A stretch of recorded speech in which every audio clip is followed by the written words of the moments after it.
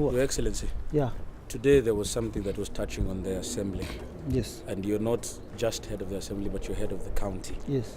What do you make of it? There was an ejection of the county speaker by the Nairobi MCAs. What do you make of that move? Okay, I don't want to comment on that because I was not present. Whatever transpired there, I wasn't there. I was here at my private office in Upper Hill. I think the investigators who are mandated by the law to conduct investigations, if there is anything illegal which took place, action will be taken against anybody who violated the law. But again, I heard that is that's the county assembly. They are under some protection, some privileges to do what they are doing. But again, there is the investigative bodies who will come up with maybe a clear report of whatever transpired there. Now, yes, you might not have been there, but what do you make of that incident that caused them to go to the office of the speaker? What do you make of that incident? Was it right? Do you think that it should have happened that way? No, I think we should follow the due process of the law. Yes, it's right. The MCAs are mandated by the Constitution and Article 178 and Section 11 of the County Government Act. They have got the powers of impeaching the speaker. Not only that, again under Article 181 of the Constitution, they have the powers even of impeaching myself as the governor of Nairobi. You even saw the other day when they impeached the speaker, they discussed about the issue of the appointment of the deputy governor. I was even given a 14 days ultimatum either to appoint a deputy governor or maybe face the same wrath. So I don't know whether I'm the next victim to be impeached. I don't want to go into that. But my powers as the governor are limited. I know I'm the head of the assembly and the executive. But again, I want to repeat myself that my powers are limited. I don't have the mandate of going into the assembly's business. My powers are very, very, very limited.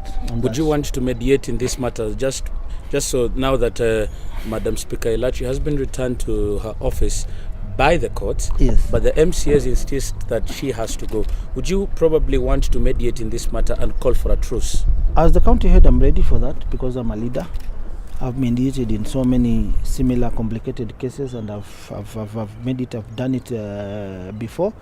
And I have no issues with Madam Elachi because some other guys are pointing fingers at me. I used to have a very good working relationship with her. She was the Senate Majority Chief Whip. I was her deputy. But as I've said, my hands are tied in this. I do not have those powers of turning back this decision. And I don't want to go into details of that because, as you've said, there is a court order, and I don't know the contents of that court order because I'm not enjoined anywhere in that case. I'm not an interested party, but it will be sub judice also for me to go into details in a matter which is pending before the court. But again, I want to repeat myself that MCAs have a right of impeaching anybody, any executive member, the speaker, and even myself.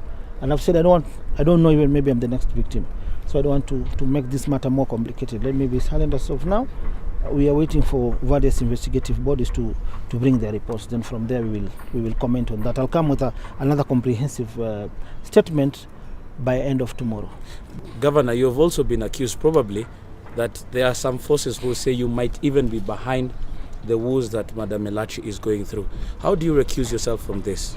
I've already explained myself that I used to have a very good working relationship with her. She was my boss. She was the chief whip at the Senate. I was her deputy.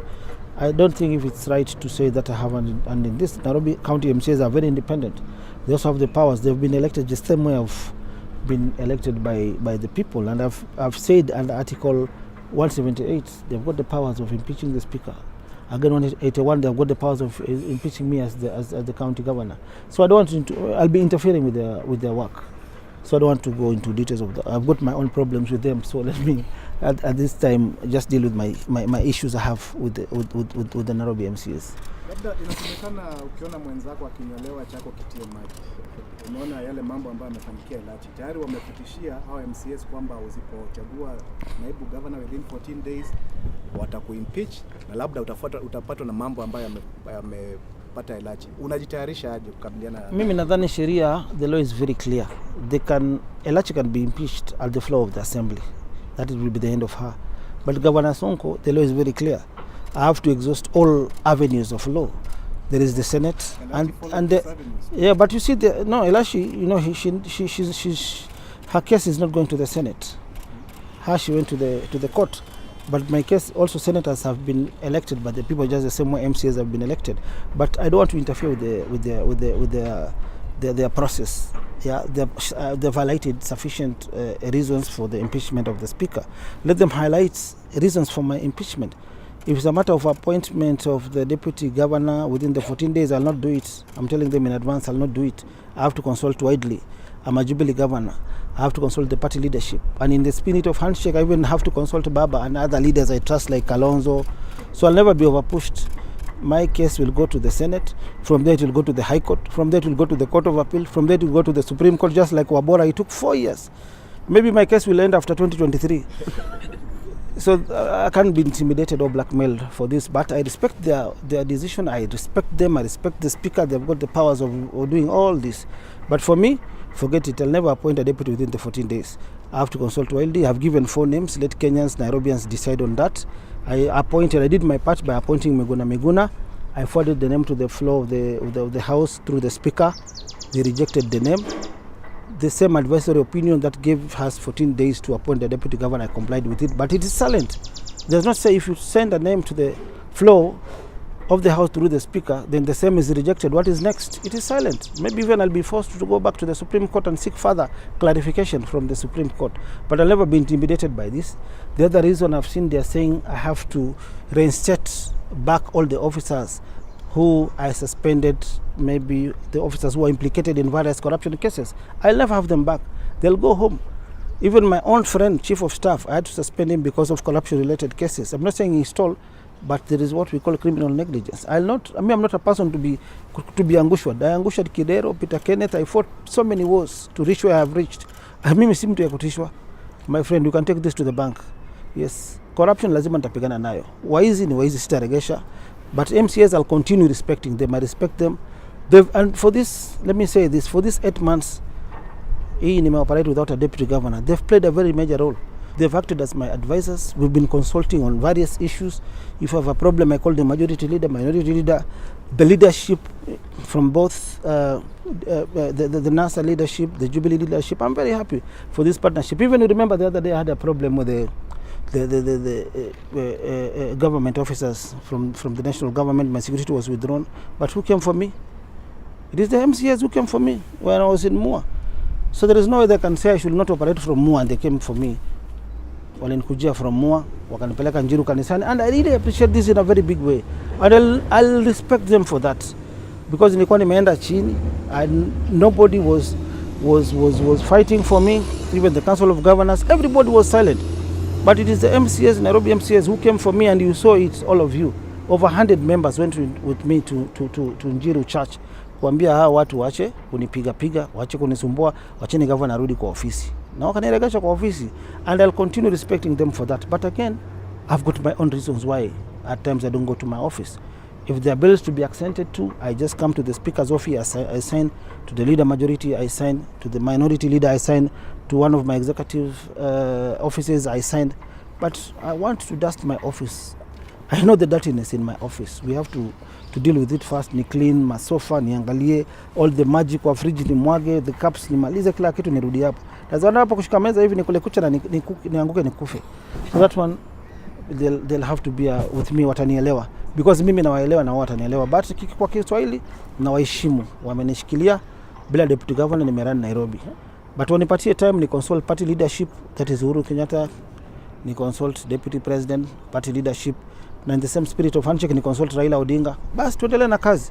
So there is no sufficient evidence to impeach Governor Sonko, because all the pledges I gave them I've done.